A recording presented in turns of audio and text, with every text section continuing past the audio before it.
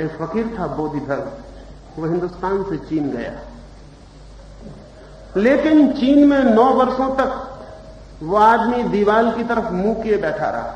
अगर आप उससे मिलने जाते तो बहुत अशिष्ट मालूम पड़ता वो आदमी, क्योंकि वो आपकी तरफ मुंह नहीं करता था, वो दीवार की तरफ मुंह रखता था, आपकी तरफ पीठ रखता था। वो जब भी बैठता दीवार की तरफ मुंह करके बैठता। चीन का सम्राट उससे वो मिलने आया, उसने कहा ये क्या बदतमीजी है, मैं तुम्हारे पीछे खड़ा हूं, तुम दीवार की तरफ मुंह किए हो।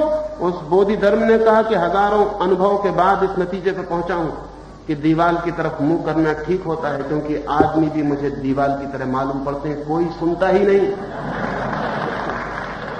तो तुम्हारी तरफ मुंह करूं उसमें मुझे ज्यादा बदतमीजी मालूम पड़ती है, क्योंकि तुम आदमी कम और दीवार ज्यादा मालूम पड़ते हो, और हो सकता है कि मेरी आंखों में तुम्हें ख्याल आ जाए कि यह आदमी मुझे दीवार समझ रहा है, तो मैं दीवार की तरफ मुंह रखता हूं। जब कोई आदमी आएगा तो मैं उसकी तरफ मुंह कर लूंगा, लेकिन तुम दीवार हो।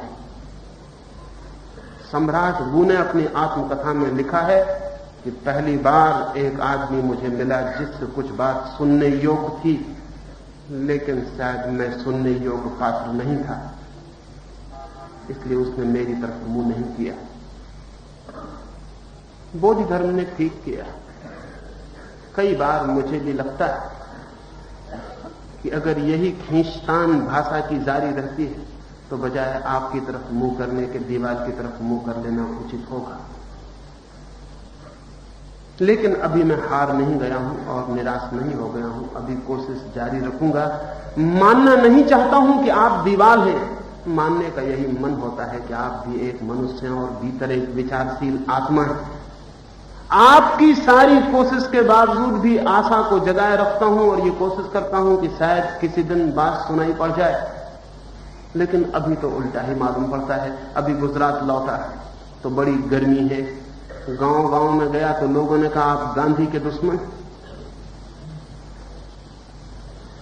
तब मुझे बड़ा आश्चर्य हुआ, अगर गांधी के कोई दुश्मन है इस मुल्क में तो गोंडसे से भी ज्यादा गांधीवादी गांधी के दुश्मन है।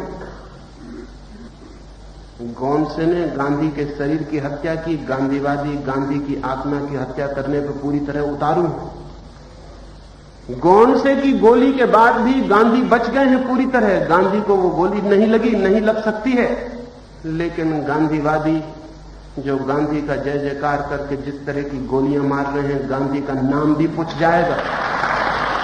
लेकिन वही लोग खबर करते हैं कि मैं गांधी का दुश्मन हूं। तब मैं हैरान होता हूं कि गांधी से मेरी दुश्मनी क्या हो सकती है। कौन गवाह बनेगा, सिवाय गांधी के कोई गवाह नहीं बन सकता था इस मामले में।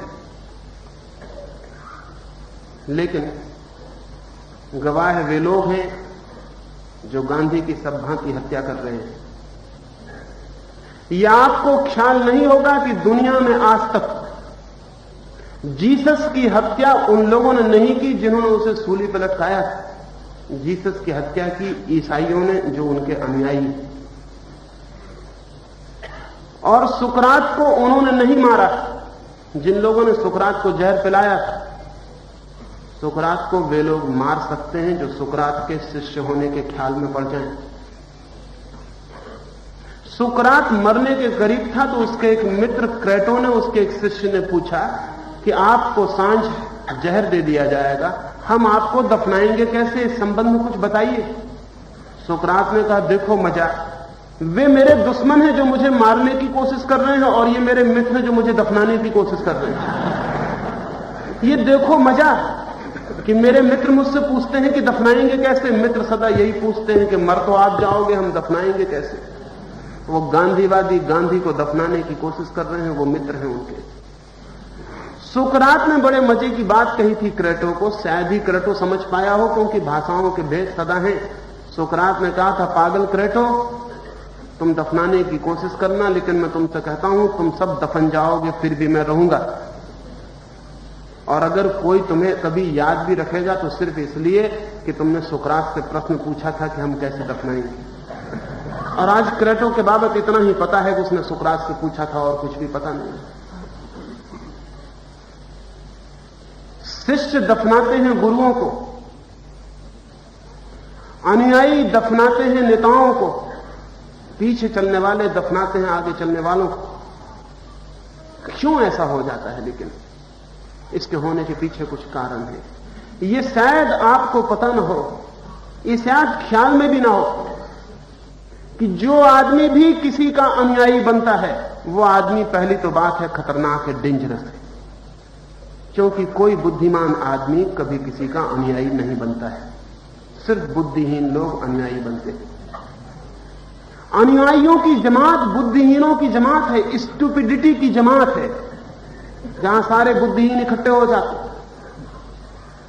मैंने सुना है एक बार एक आदमी को सत्य मिल गया। शैतान के शिष्य भागे हुए शैतान के पास गए और उन्होंने कहा, क्या सो रहे हो? एक आदमी को सत्य मिल गया, सब मुश्किल पड़ जाएगी। शैतान ने कहा, घबराओ मत, जाके गांव में खबर कर दो कि एक आदमी को सत्य मिल गया है, किसी को अनुयायी बनना हो तो बन जाओ। शैतान के शिष्यों ने कहा, इससे क्या फायदा होगा, हम ही प्रचार करें। शैतान ने कहा कि मेरे हजारों साल का अनुभव यह है कि अगर किसी आदमी को सत्य मिला हो और उस आदमी को और उसके सत्य को खत्म करना हो तो अनुयायियों की भीड़ इकट्ठी कर दो। तुम जाओ गांव गांव में डुंडी पीट दो कि किसी आदमी को अगर सत्य गुरु चाहिए हो तो सत्य गुरु पैदा हो गया है। तो जितने मूढ़ होंगे वो भाग के उसके आसपास इकट्ठे हो जाएंगे, और एक बुद्धिमान आदमी हजार मूढ़ों के बीच में क्या कर सकता है? और यही हुआ। शैतान के शिष्यों ने गांव गांव में खबर कर दी, जितने बुद्धिहीन जन थे वो सब इकट्ठे हो गए, और वो आदमी भागने लगा कि मुझे बचाओ, लेकिन उसे कौन बचाता? शिष्यों ने उसे जोर से पकड़ लिया। दुश्मन से आप बच सकते हैं, शिष्यों से कैसे बच सकते हैं? इसलिए अगर कभी किसी को सत्य मिल जाए तो अनुयायियों से सावधान रहना, शिष्यों से बचना। वो हमेशा तैयार है, शैतान उनको सिखा के भेजता है। गांधी जिंदगी भर चिल्लाते रहे कि मेरा कोई वाद नहीं, और अब गांधीवादी उनके वाद को सुव्यवस्था देने की कोशिश में लगे। वो रिसर्च कर रहे हैं, शोध केंद्र बना रहे हैं, स्कॉलरशिप्स दे रहे हैं, और कह रहे हैं कि गांधी के वाद का रेखाबद्ध रूप तय करो। गांधी के वाद को खड़ा किया जा रहा है। गांधी जिंदगी भर कोशिश करते रहे कि मेरा कोई वाद नहीं है। सच बात तो यह है कि किसी भी विवेकशील आदमी का कोई वाद नहीं होता। विवेकशील आदमी प्रतिपल अपने विवेक से जीता है, वाद के आधार पर नहीं। वाद के आधार पर वे जीते हैं जिनके पास विवेक नहीं होता है। वाद का क्या मतलब होता है? वाद का मतलब होता है तैयार उत्तर। जिंदगी रोज बदल जाती है, जिंदगी रोज नए सवाल पूछती है, और वादी के पास तैयार उत्तर होते। वो अपनी किताब में से उत्तर लेके आ जाता है कि ये उत्तर काम करना चाहिए। जिंदगी रोज बदल जाती है, वादी बदलता नहीं, वादी ठहर जाता है। जो महावीर पर ठहर गए हैं वो 2500 वर्ष पहले ठहर गए हैं। 2500 वर्ष में जिंदगी कहां से कहां चली गई। और वादी महावीर पर ठहरा, वो कहता हम महावीर को मानते हैं। जो कृष्ण पर ठहरा है वो 3500-4000 हजार वर्ष पहले ठहरा है। जो क्राइस्ट पे ठहरा है वो 2000 साल पहले ठहरा है। वो वहां ठहर गए हैं, जिंदगी वहां नहीं ठहरी। जिंदगी आगे बढ़ती चली गई है, जिंदगी प्रतिपल बदल जाती है। जिंदगी रोज नए सवाल लाती है, और वादी के पास बंधे हुए रेडीमेड उत्तर। रेडीमेड कपड़े हो सकते हैं, रेडीमेड उत्तर नहीं हो सकते। वो बंधे हुए उत्तर को लेकर नए सवालों के सामने खड़ा हो जाता है। वो कहता है कि हमारे उत्तर सही है, तब ये उत्तर हारते चले जाते हैं। इसलिए वादी व्यक्ति के पास निरंतर हार आती है, कभी जीत नहीं आती। वादी हमेशा हार जाते हैं।